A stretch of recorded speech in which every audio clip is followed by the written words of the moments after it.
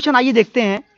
निम्नलिखित स्तर के शिक्षार्थियों को स्थानीय मान की अवधारणा को प्रस्तावित करने के लिए कौन सी योजना एकदम परफेक्ट व उपयुक्त होगा। स्थानीय मान की अवधारणा दोस्तों अगर बच्चे को समझाना है, स्थानीय मान आप लोग समझते हो ना, जैसे कि मैं आपसे कहूं कि 545 में 4 का स्थानीय मान बताओ, तो 4 का स्थानीय मान क्या होता है, 40 होता है ना। वही यही आपको स्थानीय मान बच्चे को समझाना है। तो अगर बच्चे को स्थानीय मान की अवधारणा उसके अंदर डेवलप करनी है या आपको समझानी है, तो आप क्या करेंगे, श्यामपट्ट पर ये काम मत करो। संख्याओं का विस्तारित रूप जी नहीं। हस्त कौशल, क्या बात, मतलब मैं कहता हूं भाई वो शब्द है हस्त कौशल का मतलब क्या, वो आपको तुरंत समझना चाहिए। सर ने बोला कि अगर किसी काम में बच्चे को हाथ से करने का मौका अगर दे रहे हो तो वो ऑप्शन एक अकेला सब पे भारी पड़ता है। ऑप्शन नंबर सी बिल्कुल सही होगा। अगला प्रश्न आपकी स्क्रीन पर, क्वेश्चन नंबर 51, 50 हो गया, 51 पर आइए। गणित में संप्रेषण एक महत्वपूर्ण वांछित प्रक्रिया का कौशल है। गणितीय संप्रेषण से दोस्तों आप लोग क्या समझते हो, बताइए। कह रहे हैं कि गणितीय जो वार्तालाप होता है, गणित में जो तर्क शक्ति होता है, वो एक जरूरी प्रक्रिया है। तो आप गणितीय संप्रेषण पे आपका क्या मतलब, आप कहोगे सर गणित में भी बातचीत होती है, गणित की भी क्या अपनी लैंग्वेज होती है, तो भरिए कमेंट बॉक्स में बताइए आप लोग। पहला ऑप्शन, इबारती सवालों को शीघ्र तथा सही तरीके से पढ़ने की जो क्षमता होती है, क्या उसको हम वांछित प्रक्रिया मानते हैं, गणितीय संप्रेषण मानते हैं, जी नहीं। गणितीय प्रश्नावली में भाग लेने की बच्चे की क्षमता, जी नहीं। गणितीय चिंतन को एक साथ संगठित और अभिव्यक्त करने की क्षमता, अब देखो ये बेटा वैसे भी ऑप्शन सही है, और अगर आपको मान लो प्रश्न भी नहीं आता एग्जाम में समझ में, तो आप कैसे हल करना। शब्द में देखो एक दिखा गया, एक शब्द लिखा है अभिव्यक्ति। अभिव्यक्ति मतलब समझते हो, अभिव्यक्ति का मतलब बच्चे को आप मौका दे रहे हो, और किसी भी क्वेश्चन के ऑप्शन में अगर आप बच्चे को मौका देते हुए दिख रहे हो, बच्चे को अवसर दिलाते हुए देख रहे हो, तो वो ऑप्शन सबसे इफेक्टिव, सबसे प्रभावी होगा। निबंध का यहाँ कोई मतलब नहीं था। सी वाले को दोस्तों आप लॉक कर दीजिए, ऑप्शन नंबर सी बिल्कुल परफेक्ट आंसर आपका हो जाएगा। 52, नेक्स्ट क्वेश्चन देखिए 52 को। जब 354 प्लस 99 को जोड़ ज्ञात करने के लिए कहा गया, तब प्राथमिक स्तर के विद्यार्थी ने इस प्रकार से जोड़ा। आपको दिखा रहा है ना, और इसमें एक आपको बात पढ़ाया भी था, पता नहीं आपको याद भी है कि नहीं याद है। ये देखिए, देखिए एक सेकंड मैं आपको पूरा क्वेश्चन दिखा देता हूं। ये रहा, एक सेकंड रुक जाइएगा, अब ठीक है। प्राथमिक स्तर के विद्यार्थी को जोड़ने के लिए कहा गया, और हमने आपको बताया था दोस्तों, अगर किसी विकल्प में या किसी ऑप्शन में बच्चा उस प्रश्न में +1 -1 इस तरह अगर वो करता है, तो उसको दोस्तों प्रतिकरण विधि कहते हैं। कौन सी विधि, प्रतिकरण। ये देखिए आपको करके बताया भी गया है। ये विधि दोस्तों +1 -1 जहां भी आपको दिख रहा है, इस टाइप का जो मेथड होता है उसको प्रतिकरण विधि कहते हैं। अगला प्रश्न, क्वेश्चन नंबर 53, ये रहा आपकी स्क्रीन पर 53। निम्नलिखित में से कौन सा गणित के संबंध में दोस्तों सही नहीं है। जी हाँ, फटाफट आपको कमेंट करके बताना है कि इनमें से वो कौन सा ऑप्शन है जो दोस्तों आपको निगेटिव लगता है। बिल्कुल, जो आपको ऐसा लगता है कि हाँ भाई ये ऑप्शन बिल्कुल नेगेटिव है। क्वेश्चंस को ध्यान पे देखें, आपका ये क्वेश्चन है जहां मैं आपको ये ब्लू कलर में दिखा देता हूं। तो कौन सा गणित के संबंध में दोस्तों सत्य नहीं है, ये बात आपको कमेंट बॉक्स में लिखनी है और आपको बतानी है। तो सभी लोग अपनी अपनी राय रखेंगे, अपनी अपनी बात को रख सकते हैं और बतलाएंगे कि क्या होगा सही जवाब। पहला ऑप्शन क्या कह रहा है, विभिन्न गणितीय तथ्यों को प्रमाणित करने के लिए यह एक अनुभवजन्य, अनुभव सिद्ध साक्ष्यों पर आधारित होता है। बेटा ऑप्शन ये सही हो सकता है, इसमें कोई संदेह नहीं है, हो सकता है, लेकिन अभी आगे भी चलेंगे।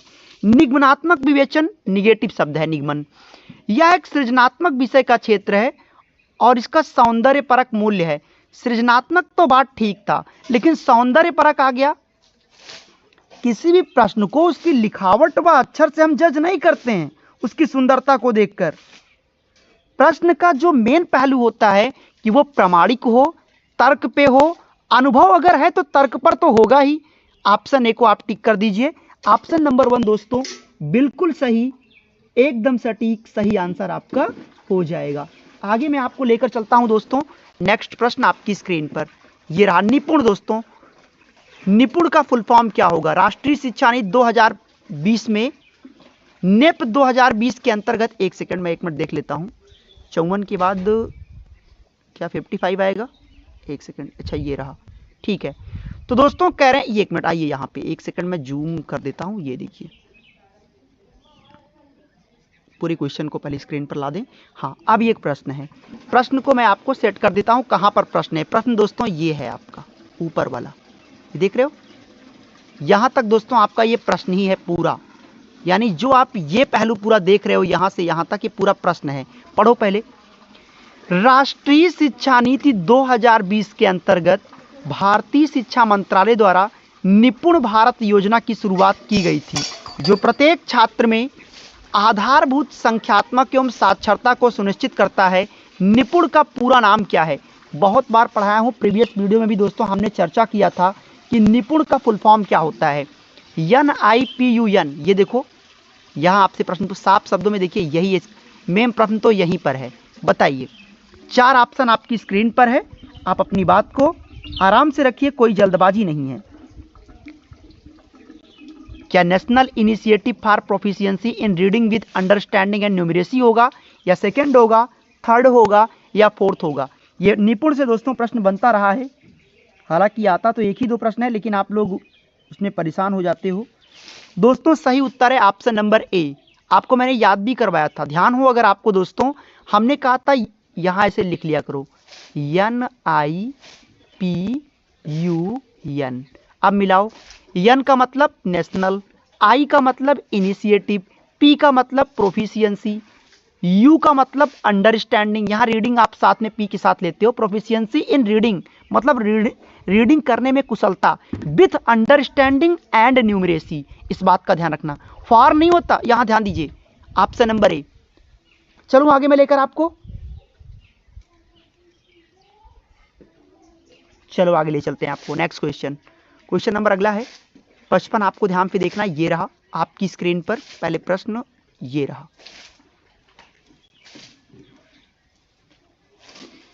दोस्तों प्रश्न आपसे क्या कह रहा है? एनसीईआरटी की क्लास 1 और 2 की पाठ्य पुस्तकों में ऐसे पाठ हैं जो बच्चे की दैनिक गतिविधियों को सूचीबद्ध करने पर, सप्ताह के दिनों पर, महीनों के दिनों पर, मौसम के परिवर्तन आदि पर आधारित हैं। ऐसे पाठ किस चीज को दर्शाते हैं? पहला ऑप्शन, गणित की किसी कक्षा में किसी अर्थ को संप्रेषित नहीं करते, इसका तो कोई मतलब ही नहीं है। गणित की पाठ्य पुस्तक रंग बिरंगा, गलत बात है। विद्यार्थियों को मापन की मानक इकाइयों को सीखने में सहायक करते हैं, क्योंकि मानक शब्द ही निगेटिव है। फोर्थ वाला आप देख लो, विद्यार्थियों को समय की अवधारणा को संदर्भात्मक रूप में, किस रूप में दोस्तों? संदर्भात्मक रूप में। देखो बेटा, जो आपको लगता है ना, काफी लोग कहते हैं सर गणित में हमेशा मेरा 8 नंबर, 10 नंबर, 12 नंबर ये चीजें बनती हैं, प्रॉब्लम्स क्रिएट होती हैं। तो भाई मैं आपको कितनी बार ये बात समझाऊं कि आप ये बात क्यों नहीं समझते हो कि ऑप्शन से भी आप हल कर सकते हो, बस कुछ शब्दों का आपको ध्यान देना होता है। जैसे अभी मैंने आपको क्या बताया, संदर्भ। संदर्भ का मतलब होता है कि बच्चे को उसके वातावरण के अनुकूल, उसकी मानसिक स्तर के अनुकूल वातावरण प्रोवाइड किया जाए, जिससे बच्चा बेहतर परफॉर्म करे। सही उत्तर आपका होगा दोस्तों ऑप्शन नंबर 4। विद्यार्थियों को समय की अवधारणा को संदर्भात्मक रूप से सीखने में सहयोग करते हैं। तो निशा का भी सही है, और रीमा, अनामिका, मीतल, प्रियंका, लकी, कुमारी सुलेखा, मनीष पांडे, रेणु कुमारी, आकांक्षा मिश्रा। चलो भाई आगे ले चलते हैं आपको, और जहां नहीं आएगा मेरे को बता दीजिएगा। 56 वाला देखो, ये रहा, थोड़ा लंबा क्वेश्चन है 56, तो ध्यान पे आपको देखने की जरूरत है। दोस्तों एक विद्यार्थी गुणन पर समस्या को निम्न रूप से हल करता है। 35, 23, 75 विद्यार्थी द्वारा त्रुटि का अतिप्रायिक कारण क्या हो सकता है? बताइए। एक विद्यार्थी गुणन पर समस्या को निम्नलिखित रूप से हल करता है, 35, 23, 75 इस तरह से वो लिख रहा है। तो विद्यार्थी द्वारा त्रुटि का अत्यधिक कारण क्या हो सकता है? तो आप लोग अपना उत्तर अपने तर्क के बेस पे रखिएगा। अब देखिए मैं इसको जूम भी कर दूं तो आपको पूरा ऑप्शन दिख जाए, ये रहा, ये है दोस्तों, देखिए और उत्तर करिए आप लोग। विद्यार्थी गुणन पर समस्या का निम्नलिखित रूप से हल कर रहा है, कहीं 35 लिखता है तो 23 लिखता है तो 75 लिखता है। तो इस तरह की त्रुटियों का अति प्रायिक कारण क्या हो सकता है? विद्यार्थी 10 तक के पहाड़ा को स्मरण तो रटना, ये ऑप्शन तो बिल्कुल नहीं होगा। विद्यार्थी ने योग की कलन विधि को गुणन में अति विस्तारित कर दिया, ये बात बिल्कुल सही है। योग की कलन विधि अगर नहीं जानता तो लिखता क्यों ऐसा? वो जोड़ जोड़ के काम कर रहा है। पुनः सामूहिकरण में असमर्थ है, ऐसा कुछ नहीं है। ऑप्शन नंबर दोस्तों कौन सा है? ये बी वाला। विद्यार्थी ने योग की कलन विधि का उपयोग किया है, या कह सकते हो इसका अति विस्तारित कर दिया है। चलो आगे ले चलते हैं आपको नेक्स्ट क्वेश्चन की तरफ। अगला नेक्स्ट आपका क्या है? नीचे दिए गए इस टाइप के प्रश्नों को दोस्तों आप लोग बहुत गलत करते हो, तो चलिए आपके सामने मैं रख देता हूं, क्योंकि जो आप पेपर में गलत करते हो वो प्रश्न यहां आपको मैं लाइव दे रहा हूं। तो भाई बताइए आप लोग कौन सा सही होगा। कह रहे नीचे दिए गए दो कथनों में कथन को ढंग से पहले पढ़ें, ए और आर को ढंग से पढ़ें। कथन कह रहा है, कथन ए में क्या कहा गया? गणित पाठचर्या को सुसंगत होना चाहिए। कोई बात नहीं, अच्छी बात है। कारण कह रहे हैं इसलिए सुसंगत। क्यों सुसंगत हो? कारण में दे रहे हैं। कारण क्या दे रहे हैं? विद्यार्थी देख सकते हैं कि कैसे एक गणितीय विचार मत दूसरे के साथ जुड़ता है और इस प्रकार वे नई समझ एवं कौशल को विकसित करने में क्या होते हैं? सक्षम होते हैं। तो कह रहे हैं बताइए कौन सा ऑप्शन दोस्तों सही है। बेटा एक चीज आपको बता दें, गणित पाठचर्या को सुसंगत होना चाहिए, बात बिल्कुल सही है। लेकिन जो आर इसका जो कारण बता रहा है कि विद्यार्थी देख सकते हैं कि कैसे एक गणितीय विचार या मत एक दूसरे के साथ जुड़ता है। दूसरे के साथ जोड़ने के लिए बच्चों का आपस में अंतःक्रिया जरूरी है, ना कि पाठचर्या का सुसंगत होना। पाठचर्या अगर बेहतर होगी तो प्रत्येक बच्चा बेहतर ढंग से सीख पाएगा। लेकिन कारण में क्या कहा? कारण देखो, विद्यार्थी देख सकते हैं कि कैसे एक गणितीय विचार, भैया अगर एक विचार के दूसरे विचार को जोड़ना है तो आप उसको प्रयोग करवाइए ना, अंतःक्रिया करवाइए ना। Option number B. मैंने देखा कि लगभग हमारे स्टूडेंट सही भी किए हैं। कोई बात नहीं है, देखिए छोटी छोटी गलती कर रहे हो, कुछ लोगों का गलत है कुछ लोगों का सही है, पर उम्मीद करूंगा कि आप लोग, देखिए काफ़ी लोगों को ये लगता है कि अक्सर यही गलती होती है, ए और आर दोनों सही हैं और आर सही कारण है ए का। अक्सर लोग को यही ऑप्शन सही भी लगता है और सीटेट में भी अक्सर ऐसा हुआ है। लेकिन कई बार आपको समझना पड़ता है कि भाई अगर आप आपस में उसके विचारों को जोड़ना चाहते हो, विचारों या मत को अगर आप महत्व दे रहे हो तो प्रयोग करवाइए, अंतःक्रिया करवाइए। ऑप्शन नंबर भी सही है। अगला प्रश्न,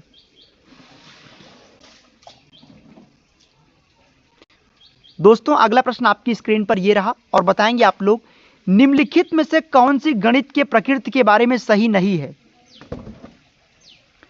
दोस्तों आपको बता दें कि गणितीय संकल्पनाएं पदानुक्रम होना चाहिए, सही बात है। पदानुक्रम का मतलब है कि अगर किसी बच्चे को संख्यात्मक ज्ञान दे रहे हैं तो ऐसा ना हो कि 7 के बाद 8, 10, 12 गड़बड़ करो, क्रम से सिखाओ। अच्छी बात, एक सेकेंड, अच्छी बात है ये। गणित आगमन विवेचना पर आधारित है, तो बेटा पहली बात तो आगमन विधि प्राइमरी में है ही नहीं, काट दो। गणित संकल्पना प्रकृति में अमूर्त है, ये तो आप रट चुके हो कि सर की लाइन यही है कि गणित तर्क पे चलता है। तर्क करने के लिए अमूर्त चिंतन चाहिए, तार्किक सोच चाहिए, कल्पनात्मक सोच चाहिए, सृजनात्मक सोच चाहिए। वो मेरे शब्द अगर आपको याद रहेंगे तो आपको बहुत आसान लगेगा। चौथा, गणित का अपना चिन्ह और ये तो समुच्चय खैर होता ही है। निगेटिव उत्तर आपको करना था, जरा सा भी अगर आप थोड़ा अगर 1% अगर आप मेहनत कर दो, यकीन करिए ये आपको बहुत आसान लगेगा। जैसा कि आप देख रहे हो गणित आगमन पर बोल दिया तो आप कहोगे सर ने बोला था कि आगमन तो प्राइमरी में है ही नहीं। अगला प्रश्न, क्वेश्चन नंबर नेक्स्ट है दोस्तों, गणितीय पहेलियों का उद्देश्य क्या होता है, बताएंगे आप लोग। दोस्तों जो गणितीय पहेलियां होती हैं उनका उद्देश्य क्या होता है, बताइए जल्दी से आप लोग कमेंट करके बताएंगे हमको। ये एक प्रकार का दोस्तों कूट वाला क्वेश्चन है। मैं आपको पहले प्रश्न को यहाँ एक सेकंड रुके रहिएगा, मैं आपको प्रश्न पहले, ये रहा प्रश्न आपका और ये आपको दोस्तों ऑप्शन दिखाए जा रहे हैं। ऑप्शन ए बी सी, ये आपके 3 ऑप्शन हैं। आपको इनमें चुनना है क्या ए बी सही है या बी सी सही है या ए बी सी तीनों सही है। बताओ बेटा, जो गणित में पहेलियां होता है या आप पेपर में देखते हो पहेलियां लिखकर आया रहता है, उनका उद्देश्य क्या होता है? ड्रिल व अभ्यास कराना होता है या गणित में इंटरेस्ट पैदा करना होता है, या आपके अंदर समस्या समाधान के कौशल को डेवलप करना होता है? मैं सबके उत्तर एक बार देखूंगा। नगमा मलिक, मिस्टर लकी, मनीष पांडे, बबीता तिवारी, निशा मिश्रा, रंजीत पासवान। बेटा एक बात का ध्यान रखना, पहेली कल्पना पर होती है। पहेली एक प्रकार का आप में इंटरेस्ट डेवलप करता है। यार अगर आपसे भी कोई पहेली पूछे ना कि वो उनके क्या लगेंगे तो उनका वो क्या लगेंगे, पहेलियां अगर कोई उलझाता है तो आप कहते हैं यार एक और पूछो, एक और पूछो। ये कहते हो ना, मतलब आपके अंदर इंटरेस्ट पैदा करता है। और दूसरा, इस टाइप के प्रश्न, एक तो आपको इंटरेस्ट पैदा होता है इन चीज़ों पे, और दूसरा इस टाइप के प्रश्नों पे आपके अंदर कल्पनात्मक सोच आता है, अपसारी चिंतन आता है। मतलब दोस्तों कूट वाला प्रश्न है। सही उत्तर किसके साथ जाएगा? ऑप्शन नंबर बी सी के साथ में जाएगा, यानी बी और सी दोनों सही है। एक ही हमारा मोटिव है कि आपको कूट वाले प्रश्नों से मैं बाहर निकाल सकूं, आपको दिक्कत ना हो। थोड़ा कठिनतम है पर कोई बात नहीं है, थोड़ा कठिन आपको लग सकता है, थोड़ी बहुत, वो भी मैं एक्सेप्शंस में कहता हूं, बाकी बहुत ज़्यादा कुछ खास है नहीं। अगला प्रश्न, ये देखिए भाई कूट था इसका नीचे। तो आइए दोस्तों 60 वाला प्रश्न देखते हैं, 60। ये एक लंबा चौड़ा प्रश्न है, इसके ऑप्शंस आपको बाद में दिखाऊंगा, लेकिन पहले प्रश्न देख लो। कह रहे हैं कि राष्ट्रीय पाठचर्या की रूपरेखा 2005 के गणित शिक्षण, देखिए प्रश्न देखकर घबराया मत करिए, प्रश्न देखो, रुको जरा। राष्ट्रीय पाठचर्या की रूपरेखा 2005 के गणित शिक्षण पे आधारित पत्र के अनुसार आकलन की अपरिष्कृत विधियों गणित को यांत्रिक गणनाओं के रूप में देखने के दृष्टिकोण को बढ़ावा देती है। निम्नलिखित में से कौन सा कथन इस अर्थ की सही व्याख्या करता है? अब आइए दिखाते हैं आपको 4 ऑप्शन, और मैं कहता हूं इन्हीं तीनों ऑप्शन में आप उत्तर कर लोगे, पर कोई नहीं, चारों ऑप्शन देख लो और इत्मीनान से उत्तर करो। मैं आपको कहता हूं भाई आप चुटकियों में उत्तर कर लोगे। कैसे? आइए दिखाते हैं। गणित में आकलन की प्रकृति ने गणित को केवल समस्या के समाधान हेतु कार्यविधि और अविकलनीय कौशल को समाविष्ट करने में प्रस्तुत किया है। हालांकि दोस्तों अभी रुके रहिएगा, केवल शब्द यहाँ पे थोड़ा सा डिस्टर्बेंस क्रिएट कर दिया है इस प्रश्न में, तो अभी रुके रहना थोड़ा। दूसरा, केवल रचनात्मक गलत है। अविकलनीय कौशल गणित शिक्षण का महत्वपूर्ण भाग है, अतः गतिविधियों के द्वारा मूर्त सामग्रियों का प्रयोग करते हुए अभिकलन पढ़ाया जाए, बिल्कुल सही है। ऑप्शन नंबर सी दोस्तों बिल्कुल राइट आंसर आपका हो जाएगा। हाँ जी, ऑप्शन नंबर सी एकदम राइट आंसर आपका हो जाएगा। नेक्स्ट क्वेश्चन, निम्नलिखित में से कौन सा गणित में सृजनात्मक चिंतन के विकास के लिए प्रमुख प्रक्रम का एक भाग है? बताइए, निम्नलिखित में से कौन सा गणित में सृजनात्मक चिंतन के विकास का प्रमुख अंग है, प्रमुख भाग है? बताइए, कूट वाला प्रश्न है। पैटर्न और संबंधों की पहचान करना, अच्छी बात है। परिकल्पनाएं बनाना कभी गलत नहीं होगा। सूत्र निगेटिव है, ए भी कहीं दिख रहा है? हाँ सर जी दिख रहा है, ऑप्शन नंबर ए में है। तो आप खुद डिसाइड कर लो ना भाई कि कहाँ पे आपको कमियां नजर आ रही हैं, कहाँ ऐसा कुछ आपको दिख रहा है कि नहीं यार ये तो बहुत कठिन लग रहा है, ऐसा वैसा नहीं, कुछ नहीं, बहुत आसान है। बस हाँ ये है कि आप थोड़ी सी लगन, पेशेंस, धैर्य रखिए। गणित में इस बार आपको 8 को उठाकर 18 में जाना है और 18 वाले 28 तक पहुंचेंगे, ये हमारा वादा है आपसे। अगला प्रश्न, क्वेश्चन नंबर नेक्स्ट। राष्ट्रीय पाठचर्या की रूपरेखा 2005 के अनुसार प्राथमिक स्तर के बच्चे में गणित के प्रति रुचि एवं सकारात्मक दृष्टिकोण का विकास करने का सबसे उपयुक्त मार्ग कौन सा होगा? 4 ऑप्शन मैं आपकी स्क्रीन पर रख रहा हूं, बताइए। चलो भाई, करें कि गणित विषय के प्रति अगर बच्चों के अंदर उचित दृष्टिकोण पैदा करना है, बच्चे के अंदर अगर जज्बा पैदा करना है, तो मैं क्या करूं, कैसे कराऊं?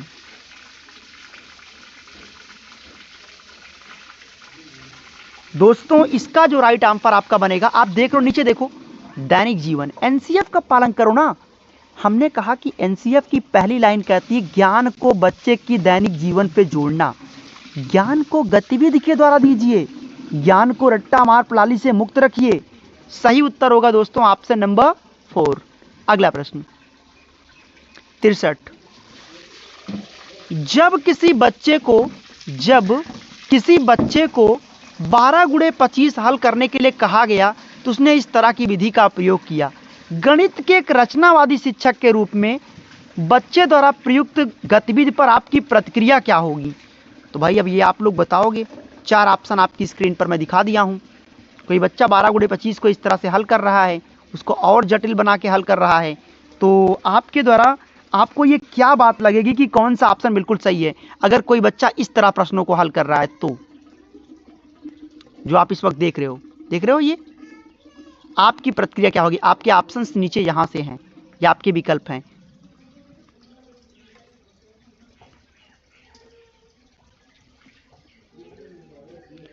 बताइए दोस्तों, देखिए क्या कहा गया, बच्चे की सराहना करें एवं अन्य विद्यार्थियों को भी प्रश्न हल करने के लिए विभिन्न तरीके को ढूंढने के लिए कहें।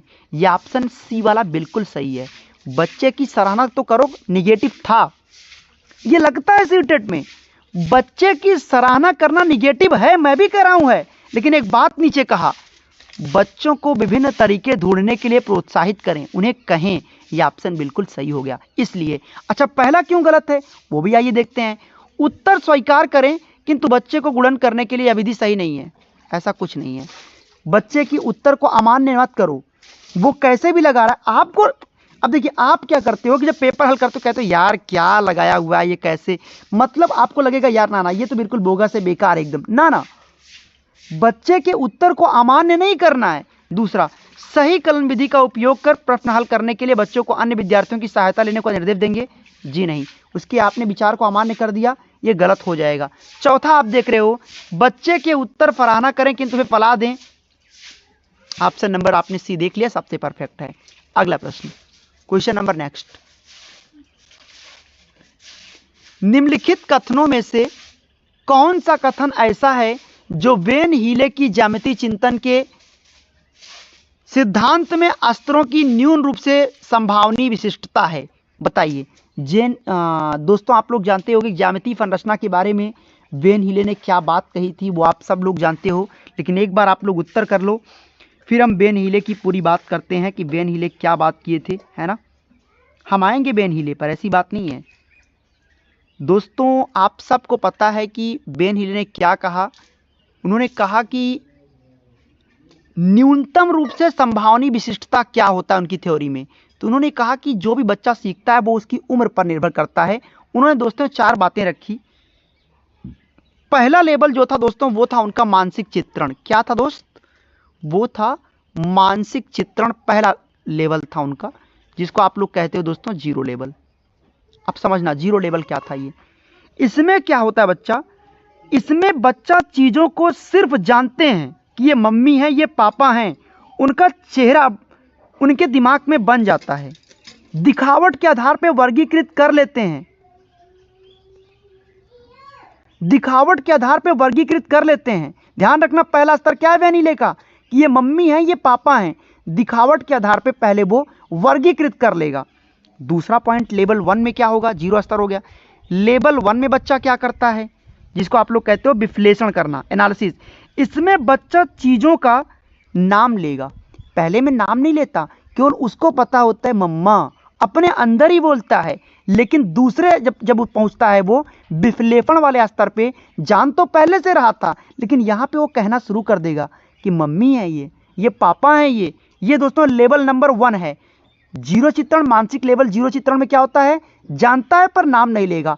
और लेवल 1 में क्या होता है, जानता है नाम भी लेगा, जो कि विश्लेषण होता है। सेकंड लेवल में आपका जो दोस्तों सेकंड लेवल होता है वो क्या होता है, अनौपचारिक निगमन। अनौपचारिक निगमन का मतलब होता है दोस्तों, अब वो क्या करता है, जैसे आमतौर पे अब वो मम्मी के बारे में जान गया, उनकी चेहरे को, पिता के बारे में जान गया, धीरे धीरे भाई के बारे में, बहन के बारे में, मामा के बारे में, मामी के बारे में, चाचा के बारे में, चाची, यानी एक संबंध के आधार पर अगले संबंधों को भी जोड़ना शुरू कर देता है। बेटा देखो यहां गलत हो जाए तो ये बहुत खुशी की बात है।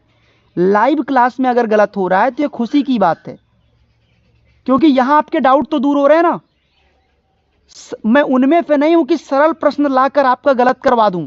सरल प्रश्न लाता तो मुझे लगता है कि बच्चे खुश होते और आज ये संख्या 70-80 रहती, लेकिन मैं वो नहीं करूंगा, क्योंकि एक टीचर कभी छल नहीं कर सकता। हम कभी बायस्ड नहीं होते।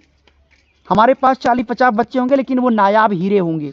यहां गलती करेंगे कोई बात नहीं है, लेकिन ये सीख जाएंगे तो पेपर में सही करके आएंगे। तो ये आप समझे।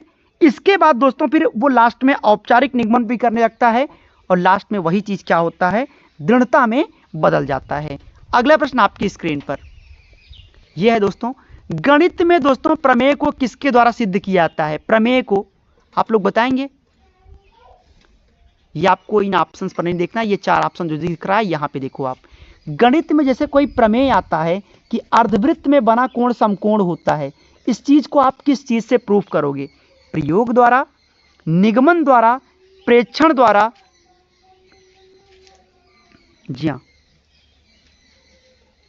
अपना उत्तर आप रखिए कमेंट बॉक्स में।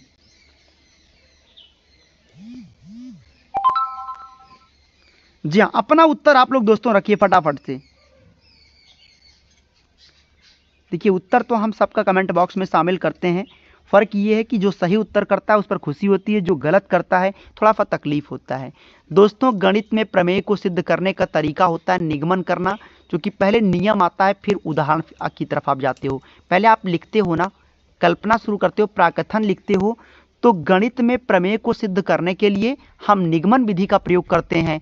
यहाँ पे ध्यान रखना, ये एक एक्सेप्शन क्वेश्चन है, क्योंकि प्राइमरी में वैसे भी ना तो आगमन चलता है ना निगमन चलता है, लेकिन फिर भी ये एक एक्सेप्शन है। आपको अपने दिमाग में इस चीज़ को बना के रखना है, सेट रखना है कि हाँ प्राइमरी में आगमन व निगमन दोनों विधि वर्जित है, लेकिन अगर प्रमेय सिद्ध करना है, यह ऑफलाइन एग्जाम में अभी तक 4 बार पूछा गया है। और बच्चे इस देखिए कुछ अपवादों को देखिए, एक परफेक्ट इंसान, परफेक्ट स्टूडेंट वही होता है जिसको हर बातें पता है। 1% अपवाद भी जानते रहो ना, क्या दिक्कत है कि सर ने उस दिन बोला था, यही तो कि जो लाइव में डेली आएगा वो कुछ ना कुछ लेकर जाएगा। अगला क्वेश्चन देखिए, नेक्स्ट क्वेश्चन दिखाते हैं। यांत्रिक गणना एवं रटने पर आधारित आकलन अपरिष्कृत विधि द्वारा सबसे अच्छा उदाहरण निम्नलिखित में से कौन सा होगा? तो चलो भाई बताइए आप लोग कौन सा होगा, इन्हीं में से कोई एक ऑप्शन आपका हो जाएगा। कह रहे हैं कि अगर यांत्रिक गणना एवं रटने पर आधारित कोई आकलन हो रहा है, तो रटने का मतलब क्या? जैसे आप कहे कि कल पार्ट 5 आप लोग कल याद करके आइएगा, और फिर मैं क्या करूं कि मैं सुनूंगा। तो ये तो दोस्तों रटने पर आधारित आपका आकलन हो रहा है। पूरी प्रोसेस को जानने की कोशिश होगी कि आपने पढ़ा था, है ना, कि बाबर और इब्राहिम लोदी का युद्ध कब हुआ, कहाँ हुआ, क्यों हुआ, परिणाम क्या था। इसका मतलब बच्चे को आप कल काम दिए वो रट कर आएगा। तो कह रहे हैं अगर बच्चे को रटने पर आधारित कोई काम दे रहे हो तो कौन सा ऑप्शन ऐसा होगा जो इस बात को सार्थक रूप से साबित करेगा? तो आप दोस्तों देखिए ऑप्शन नंबर बी, सारणी का प्रयोग, पहाड़े का प्रयोग, सूत्र को याद करने के लिए अभ्यर्थियों को कहना, क्योंकि यह अभिकलन हेतु बुनियादी कौशल के रूप में आवश्यक है। क्या समझे? बुनियादी कौशल। वैसे भी अगर आपको यह बात नहीं भी अगर समझ में आता तो एक बुनियादी शब्द है, यह भी एक पॉजिटिव वर्ड होता है जो आपके लिए काफी बेहतर काम करता है। सही उत्तर दोस्तों आपका जाएगा ऑप्शन नंबर बी के साथ। अगला प्रश्न, क्वेश्चन नंबर नेक्स्ट पर चलेंगे हम आपको लेकर, ये रहा। निम्नलिखित में से कौन सा वेन हीले के ज्यामितीय चिंतन सिद्धांत के बारे में सही नहीं है? वेन हीले के बारे में मैंने आपको पहले बताया कि बेटा पहला जो मानसिक जीरो चित्रण होता है उसमें माँ बाप की चेहरों को पहचानता है, दिखावट के आधार पर वर्गीकृत करेगा पर उनको नाम नहीं ले पाता है। दूसरा, वर्गीकृत कर रहा है पर नाम भी ले सकता है। तीसरा जो अनौपचारिक स्तर होता है, दूसरा विश्लेषण था, पहला मानसिक चित्रण, दूसरा आपका मानसिक चित्रण को जीरो लेवल कहते हैं। मानसिक पहला, दूसरा आपका दोस्तों क्या होता है? विश्लेषण, तीसरा आपका अनौपचारिक। अनौपचारिक का मतलब संबंधों के बेस पे और भी संबंधों को निखारना शुरू कर देता है, और चौथा औपचारिक होता है। खैर यहां पे आपको राइट आंसर करना है दोस्तों। स्तर दोस्तों आयु पर निर्भर है। सही उत्तर आपका होगा, आप ये भी शुरुआत में भी एक जगह आया था कि निम्नलिखित में से कौन सा वेन हीले के ज्यामितीय चिंतन के सिद्धांत के बारे में सही नहीं है? अभी शुरुआत में भी आया था, ये ऑप्शन नंबर ए निगेटिव है। अगला प्रश्न, निम्नलिखित में से कौन सा कथन गणित के खेलों में उपयोग के लिए सत्य है? कूट वाला प्रश्न है। प्रश्न आपको ध्यान पे देखना है। कह रहे हैं कि गणित के खेलों में उपयोग के लिए सत्य है। चलो भाई बताइए आप लोग, आपको क्या सही लगता है इसमें, है ना?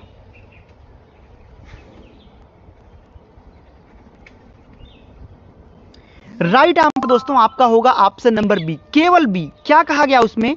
नए विकसित गणितीय कौशलों के अभ्यास के लिए खेलों का प्रभावी रूप से उपयोग किया जा सकता है।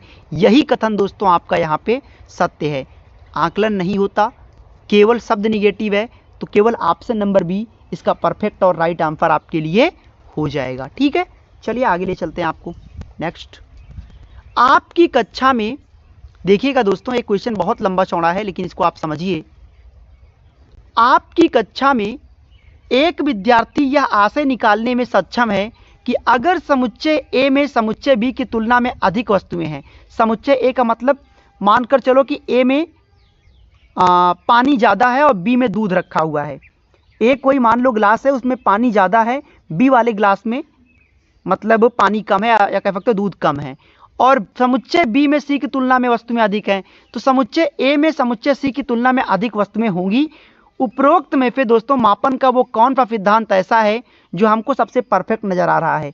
आनुपातिक ये चिंतन है, संरक्षण है, क्रम विनियोगिता है या संक्रामिता है? हमने इसको आपको कराया भी था, अगर आपको याद हो तो। दोस्तों इसको कहते हैं संक्रामिता। समुच्चय में जब भी इस तरह की कोई चीज आती है, हमने इस चीज को आपको पढ़ाया और बताया भी था, पूरा इसके बारे में आपको अपडेट दिया गया था। समुच्चय का मतलब क्या होता है? दो शब्द है, एक तो समुच्चय होता है और एक संवर्धन होता है। समुच्चय का मतलब होता है दोस्तों, जैसे एक कह सकते हो कि एक थाली में 5 सेब थे, उस 5 सेब में 10 सेब और मिला दिए गए, कुल कितने सेब हो गए? 15। ये तो समुच्चय होता है। लेकिन संवर्धन का मतलब होता है कोई चीज पहले से थोड़ा सा था, उसमें कुछ और मिला दिया गया और उसकी क्वांटिटी बढ़ गई, डेट मीन्स उसकी मात्रा बढ़ती गई, तो बेटा इसी को संवर्धन कहा जाता है। क्या समझे? संवर्धन मतलब कोई चीज पहले कोई क्वांटिटी थी, जैसे मान लो किसी गिलास में पानी था, उस पानी में थोड़ा दूध मिला दिया, या दूध पहले था उसमें पानी मिला दिया, तो मात्रा उसकी बढ़ गई, इसको संवर्धन कहा जाता है। अगला प्रश्न आपकी स्क्रीन पर ये रहा, तो निम्नलिखित में से कौन सा गणित में न्यून उपलब्धि के प्रति योगदान देने वाला कारक नहीं हो सकता? निगेटिव उत्तर। दोस्तों नीचे ही आप देख रहे हो लैंगिक भेदभाव, ये एक निगेटिव उत्तर है, ये आप सबको पता है ना? तो निगेटिव उत्तर से सावधान रहें, नकारात्मक उत्तर से आपको दूर रहना है। और बाकी चीज़ें ठीक है, क्योंकि बाकी सामाजिक आर्थिक पृष्ठभूमि का भी कोई खास मतलब नहीं होता, लेकिन फिर भी लैंगिक भेदभाव ये सब पे भारी पड़ रहा है, तो ऑप्शन नंबर जो 4 होगा बिल्कुल परफेक्ट और सही उत्तर आपका हो जाएगा। ठीक है, चलो आगे ले चलते हैं आपको। नेक्स्ट क्वेश्चन, श्री राजू अपनी क्लास 3 के छात्रों में संख्यात्मक समझ को विकसित करना चाहते हैं। इसके लिए इनमें से वो कौन सा क्रियाकलाप है दोस्तों जो सबसे अधिक सही साबित होगा? बताइए सारे लोग, कौन सा ऑप्शन सबसे परफेक्ट साबित होगा? पहला ऑप्शन दोस्तों सबसे सही साबित होगा। क्यों? क्योंकि हमने आपको कल एक बात बताया था, मैंने कहा दोस्तों तर्क करने के लिए अनुमान बहुत जरूरी है। संख्यात्मक कौशल गणित है, गणित में तर्क चलता है, इसका मतलब ये हुआ, ये देखो।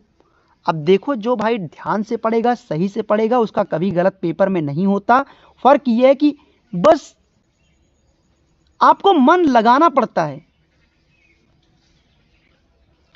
कांचों से भरी एक बरनी लेकर छात्रों से अनुमान लगाने को कहें कि उसमें कितने कांच हैं, तो तर्क अनुमान पे होता है।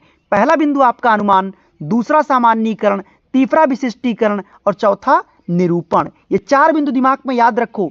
तर्क करने के लिए क्या चाहिए?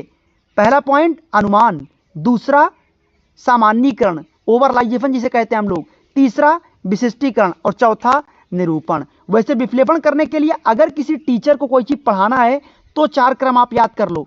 पहला, हमने नोट्स में आपको सब दे रखा है, आप गणित की जो आपको अपडेटेड पीडीएफ दिया गया है उसको पढ़ लीजिएगा, छरसा लिख कर दिया है। पहला पॉइंट, विश्लेषण करने के लिए पहले जानकारी आपको क्या करना है?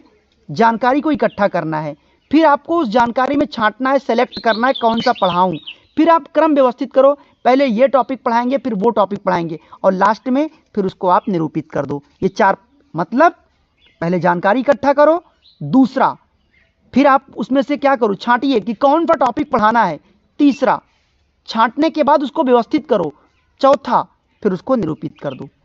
क्या समझे? Option number A. तो ये जो शब्द होते हैं, जो पैटर्न होते हैं, मैं कई बार कहा इस बात को लेकर, थोड़ा सा धैर्य रखोगे, थोड़ा सा बेहतर समझ डेवलप करोगे, एक डायरी बना लो, एक कोई अच्छी सी कॉपी ले लो, उसमें इन शब्दों को लिखते जाओ। लाइव सेशन के साथ जो आपको अतिरिक्त जानकारी मिलती है उन्हें आप लिखते जाया करो, कहीं ना कहीं नोट कर लिया करो। अगला प्रश्न दोस्तों आपकी स्क्रीन पर, दो पूर्ण संख्याओं का योग एक पूर्णांक पूर्ण संख्या है, तो पूर्ण संख्याओं का यह गुणधर्म क्या होता है? बेटा इसको क्या कहते हैं? समवर्ग गुणधर्म कहते हैं। पूर्ण संख्या का मतलब मान लो 5 धन 5 बराबर क्या? 10। ये एक दोस्तों होता है समवर्ग गुणधर्म, ठीक है। हाँ, ये गुणन का समवर्ग गुणधर्म है, तो ये आप याद कर लो, समझ लो, स्क्रीनशॉट ले लो, काफी वेरी इंपॉर्टेंट में जाएगा। क्योंकि ये प्रश्न तो आपको, ये देखिए, जहां पे रटना है हम बता देंगे भैया इसको रट लो, जहां पे आपको कहेंगे समझना है वहां समझ लो, सारी बातें आपके सामने हैं। अगला प्रश्न आपकी स्क्रीन पर, निम्नलिखित में से किसका नाम ज्यामिति विकास के एक मॉडल से जुड़ा है जो बच्चों की ज्यामिति तर्क के स्तर का वर्णन करते हैं? बताइए। पियाजे, माइकल कॉल, पैन या वीएफ स्किनर? क्या लगता है आपको? बताएंगे सारे लोग। और अब चूंकि सेशन के एंडिंग में हम लोग हैं, तो अपने अपने डाउट भी लिखते जाओ। डाउट में आप दोस्तों शब्द पूछ सकते हो, शब्द का मतलब पूछ सकते हो, क्या चीजें आपको समझ नहीं आई, जल्दी जल्दी आप लोग अपने डाउट्स भी कमेंट में लिखते चलो, हम जरूर उस चीज को शामिल करेंगे।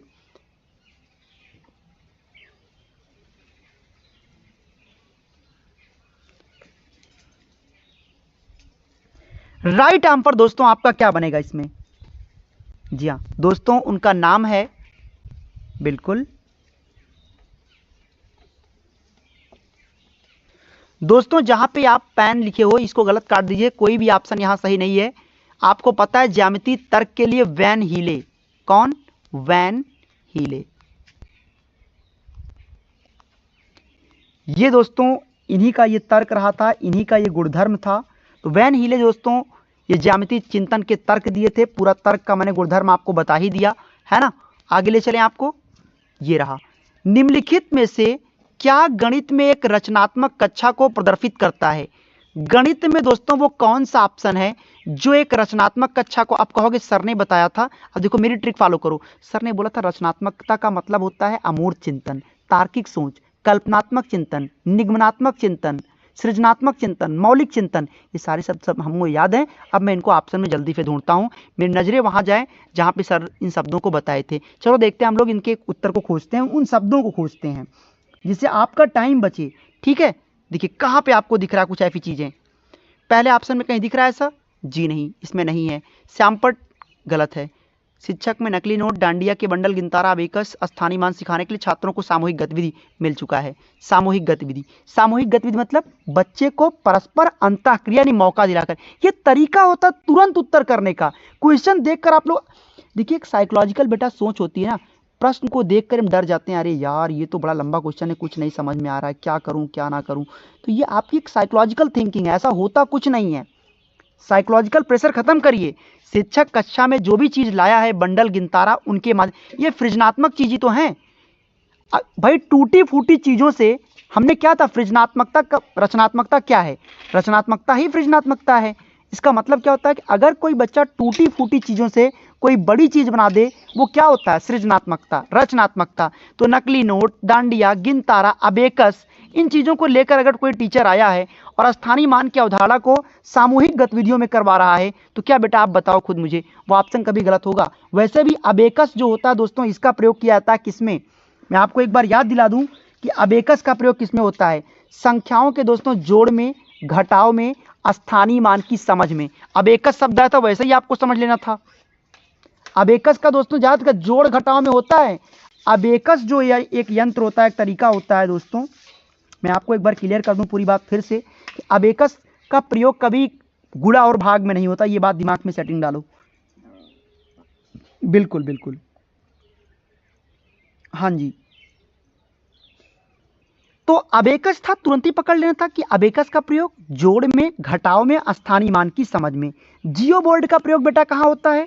जियो बोर्ड का जो प्रयोग होता है वो त्रिभुज, आयत, वर्ग और वृत्त को समझने में जियो बोर्ड का प्रयोग, यानी ज्यामितीय आकृतियों को समझने में होता है। ग्राफ पेपर का प्रयोग किसमें होता है दोस्तों? अगर हमें दशमलव संख्याओं का जोड़ घटाव गुणा भाग करवाना है, अगर हमें दशमलव संख्याओं का जोड़ घटाव गुणा भाग करवाना है, तो क्या करेंगे दोस्तों? हम ग्राफ पेपर का प्रयोग करेंगे। डॉट पेपर का प्रयोग कब करते? सुनते जाओ, बातें बन जाएगी। मैं ये नहीं कहता कि बहुत आवाज अच्छी है मेरी इसलिए सुनो, मैं इसलिए कह रहा हूं कि ये शब्द जो आपको बताता हूं कि यार अबेकस का प्रयोग सर बोले थे जोड़ घटाओ, लेकिन गुणा भाग में मना किए थे, क्योंकि अबेकस का प्रयोग केवल जोड़ में, घटाव में, स्थानीय मान की समझ में। ग्राफ पेपर का दशमलव के जोड़ घटाव गुणा भाग में। डॉट पेपर का, डॉट से हम लोग क्या बना सकते हैं? डॉट बनाओ, इसे त्रिभुज भी बन जाएगा, डॉट बनाओ वर्ग भी बन जाएगा, त्रिभुज आए तो वर्ग का बनाने में और अल्फाबेट सिखाने में हम डॉट पेपर का प्रयोग करते हैं। और 10 ग्राम का प्रयोग दोस्तों करते हैं ज्योमेट्रिकल शेप से। अगर मुझे किसी भी कॉन्सेप्ट को अगर हमें चित्र के माध्यम से पढ़ाना है तो हम 10 ग्राम का प्रयोग करेंगे। जब आप एक सीटेट के स्टूडेंट हो और गणित में आप बहुत कमजोर हो, आपको आंकिक प्रश्न नहीं आता, तो पेडागोजी आप पढ़ो। पेडागोजी की ये शब्द आपको भरभरा के आपके दिमाग में सब सेव रहे ये बातें, जिससे आप एग्जाम में बिल्कुल भी आपसे कोई गलती ना हो। यहां अगर 15 में अगर आपने 14 सही कर दिया और उधर आंकिक प्रश्न में अगर आपने 15 में 8 भी सही कर दिया तो 14 8 22 हो गया। अगला प्रश्न, प्राथमिक स्तर पर प्रतिमानों के अध्ययन, प्रतिमान का मतलब किसी व्यक्ति का चित्र, आईना, अगर उनको अगर हमें पढ़ाना है, संवर्धन